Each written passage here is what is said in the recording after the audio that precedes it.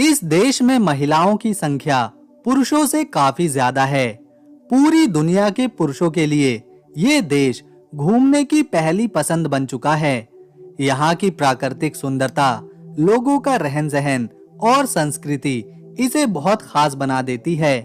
हर साल यहाँ करोड़ों टूरिस्ट विजिट करते हैं। संस्कृति के नाम पर यहाँ महिला महिला शादी कर लेती है, पुरुष पुरुष शादी कर लेते हैं। देश का इतिहास काफी दिलचस्प है। यहाँ के लोगों को बेहद शांत स्वभाव का माना जाता है और देह व्यापार भी यहाँ एक आम बात है। बल्कि इस देश को पूरे यूरोप में खासतौर पर युवा इसी वजह से पसंद करते हैं। रहने के लिहाज से भी ये देश काफी सुरक्षित और खूबसूरत माना जाता है। गाड़ियों से ज्यादा यहाँ के लोग साइकिल चलाना पसंद करते हैं। दोस्तों, ये है नीदरलैंड। फूलों की खेती, बड़े बड़े घास के मैदान, पवन चक्कियां और साइकिल चलाने के लिए अलग से सड़कें इसे खास पहचान दिलाती हैं। इस देश को अगर यूरोप का सबसे खूबसूरत और शांत देश कहें तो गलत नहीं होगा। ये है इसकी राजधानी एम्स्टर्डम, इस देश का दिल। राजधानी एम्स्टर्डम की नाइट लाइफ पुरुषों को बहुत ज्यादा पसंद आती है। रात के चाहे 2 ही क्यों ना बजे हों, शुक्रवार और शनिवार की रात को यहाँ की सड़कों पर लोग आपको मस्ती करते नजर आएंगे। इसके अलावा एम्स्टर्डम प्रसिद्ध है अपने खाने और साफ सुथरी सड़कों के लिए। इस शहर में देह व्यापार करने वाली महिलाओं की संख्या काफी ज्यादा है। इसके लिए अलग से डिस्ट्रिक्ट हैं, होटल हैं, मोटेल हैं, गलियां हैं। यहाँ पर ये काम खुलेआम होता है। नीदरलैंड में इस काम को बुरा नहीं माना जाता, बल्कि ये कानूनी रूप से मान्य है, जिसके लिए यहाँ की पुलिस खुद इन महिलाओं की सुरक्षा करती है। ये खूबसूरत देश 41,850 स्क्वायर किलोमीटर में फैला हुआ है। एरिया के मामले में ये छोटे देशों में शुमार होता है, जो कि 131वें नंबर पर है। इस देश में 1,82,28,000 लोग रहते हैं, जिसमें 49% पुरुष हैं और 51% महिलाएं। 37 साल के होने पर पुरुष शादी करते हैं और महिलाएं 40 साल की होने के बाद ही शादी करने के बारे में विचार करती हैं। और वैसे भी नीदरलैंड में ऐसे बहुत से लोग हैं जिन्होंने शादी ही नहीं करी है। काफी सारी महिलाएं ऐसी हैं जो अकेले रहती हैं। हालांकि ये रिश्ते बनाती हैं, पर शादी करना इन्हें बिल्कुल पसंद नहीं होता।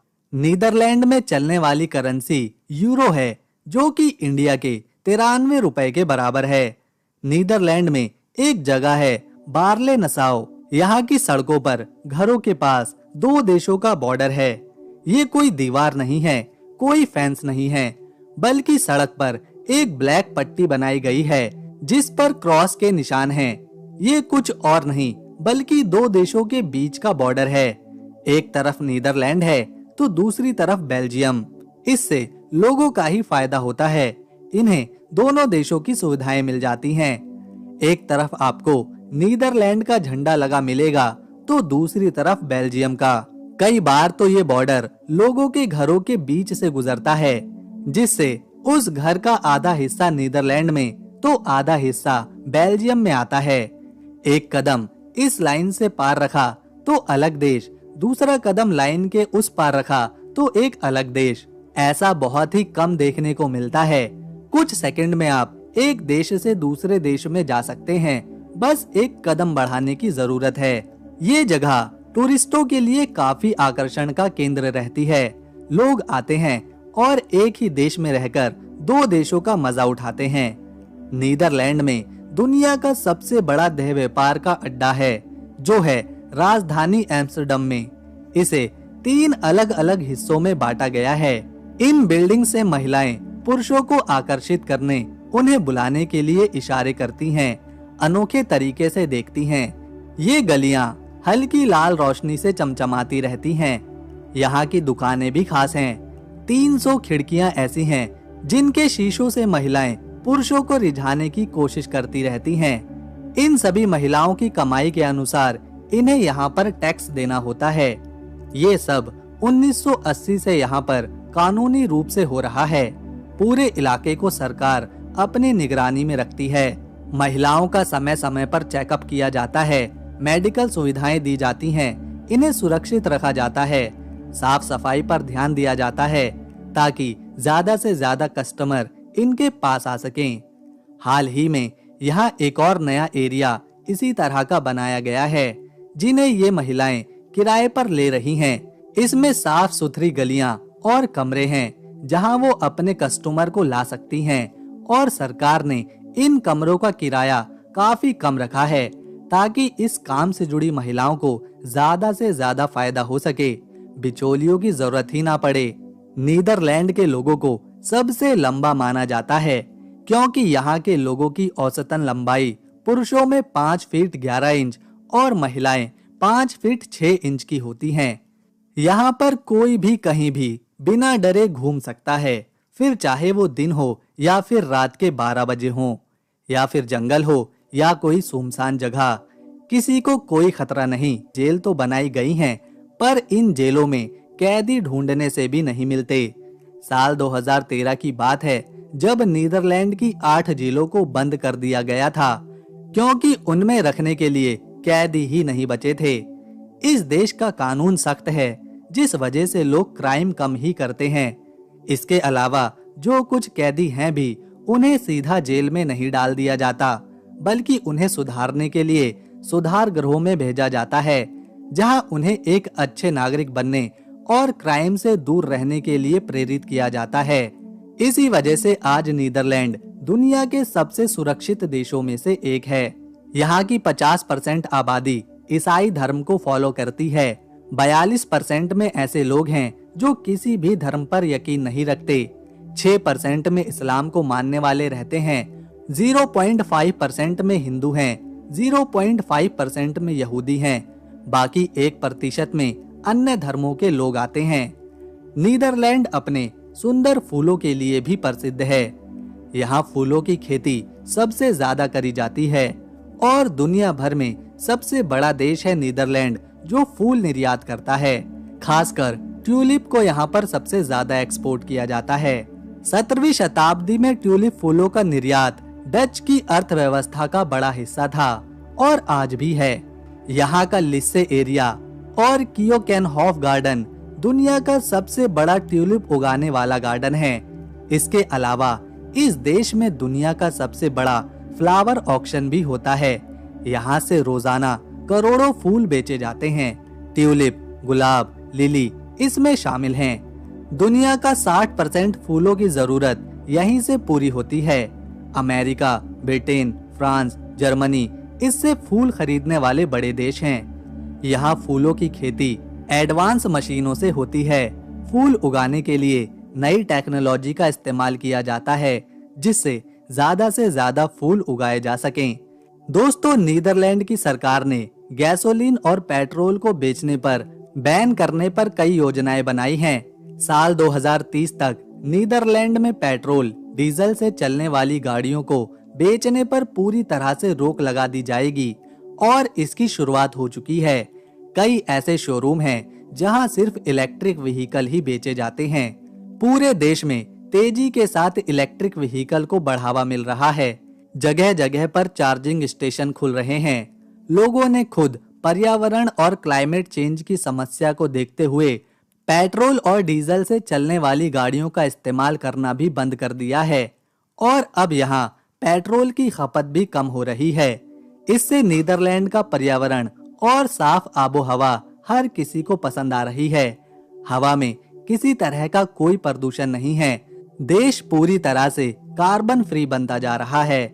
2030 तक इस देश में सभी पेट्रोल डीजल की गाड़ियों पर बैन लगने वाला है, जिसके लिए लोग पूरी तरह से सहमत हैं और खुद उन्होंने इसका इस्तेमाल करना बंद कर दिया है। वैसे तो यूरोप में कई बंदरगाह हैं, लेकिन नीदरलैंड का रॉटरडम बंदरगाह यूरोप का सबसे बड़ा बंदरगाह है। ये बंदरगाह समंदर से 40 किलोमीटर तक लगा हुआ है। रॉटरडम से जर्मनी, फ्रांस, यूके और बेल्जियम तक बड़ी मात्रा में सामान पहुंचाया जाता है। अटलांटिक महासागर और यूरोप के अंदर की मार्केट के बीच में उन्हें जोड़ने वाला ये एक खास गेट है। इसे एडवांस इंफ्रास्ट्रक्चर के साथ डिजाइन किया गया है। जिसमें डीप वाटर टर्मिनल और एफिशिएंट ट्रांसपोर्ट नेटवर्क शामिल हैं। रॉटरडम बंदरगाह नीदरलैंड की अर्थव्यवस्था का एक बड़ा सेंटर है, जहां से करोड़ों टन का माल हर साल इंपोर्ट और एक्सपोर्ट किया जाता है। इसके अलावा ग्लोबल शिपिंग इंडस्ट्री में भी यह अपनी अहम भूमिका निभाता है। राजधानी एम्स्टर्डम अपनी नहरों के लिए भी जानी जाती है।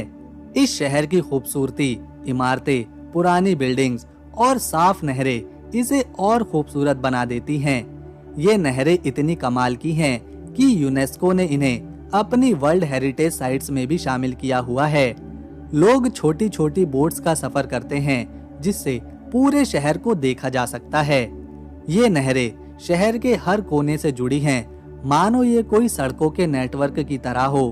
देश में जगह जगह पवन चक्की लगी हुई है, खास तौर पर किंडरचिक और जानसे स्कंस के इलाकों में। ये पवन चक्कियां नीदरलैंड की प्राचीन तकनीक और प्राचीन सुंदरता की पहचान है। डच इतिहास और वाटर मैनेजमेंट सिस्टम को भी ये दिखाती हैं। नीदरलैंड का एक बड़ा हिस्सा नॉर्थ सी से लगा हुआ है, जहाँ के समंदर के किनारे बेहद ही खूबसूरत नजर आते हैं। लोग यहाँ भारी संख्या में आते हैं, मौज मस्ती करते हैं, घंटों समय बिताते हैं। यहाँ पर सूरज को डूबते हुए देखना वाकई में लाजवाब रहता है। दोस्तों, नीदरलैंड में एक गांव है जो पूरी तरह से नदियों, नहरों के बीच बसा हुआ है। इसका नाम है ज़िएथॉर्न। यहाँ की प्राकृतिक सुंदरता देखने योग्य है। पर्यटक यहाँ आते हैं, नहरों के बीच बसे इस खूबसूरत गांव में शांति का एक अलग अनुभव करते हैं। ये गांव इतना खूबसूरत है, मानो किसी परियों की कहानी का एक हिस्सा हो। दोस्तों, नीदरलैंड में लोगों को साइकिल चलाना बहुत पसंद है, इसीलिए इसे साइकिलों का देश भी कहा जाता है। यहाँ हर सड़क पर साइकिल चलाने के लिए अलग से जगह बनाई गई है।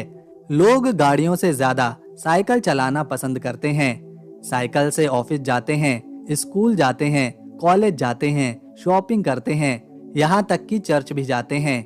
इससे इनकी हेल्थ भी ठीक रहती है और पर्यावरण भी साफ बना रहता है। क्योंकि नीदरलैंड सिर्फ 41,000 स्क्वायर किलोमीटर में ही फैला हुआ है, जबकि यहाँ 1,80,00,000 से ज्यादा लोग रहते हैं, जिस वजह से यहाँ पॉपुलेशन डेंसिटी काफी ज्यादा है। जमीन कम पड़ रही है और लोग ज्यादा हैं। इसके लिए यहाँ के लोगों ने एक नया तरीका निकाला है कि देश में नहरों की कोई कमी नहीं है, तो लोगों ने ऐसी नाव, ऐसी बोट्स बनाना शुरू करी हैं जो कि एक घर की तरह हैं। ये हाउस बोट कहलाती हैं। लोग इनमें रहते हैं और इनके घर नहरों पर तैरते रहते हैं। ऐसा ज्यादातर राजधानी एम्स्टर्डम में देखने को मिलता है। यहाँ पर ये तैरने वाले घर तेजी के साथ बढ़ रहे हैं। नीदरलैंड के लोगों को बिल्लियों से बहुत प्यार है। ये प्यार इतना ज्यादा है कि एम्स्टर्डम में बिल्लियों का एक म्यूजियम भी है। इसे द कैट म्यूजियम कहा जाता है या फिर कैटन कैबिनेट। इसमें बिल्लियों की बहुत सी पेंटिंग्स, स्कल्पचर, आर्ट्स और बहुत कुछ देखने को मिलता है। नीदरलैंड में आपको एक और खास चीज देखने को मिलेगी, जो है यहाँ का सोलर रोड। ये सड़क बिजली पैदा करती है।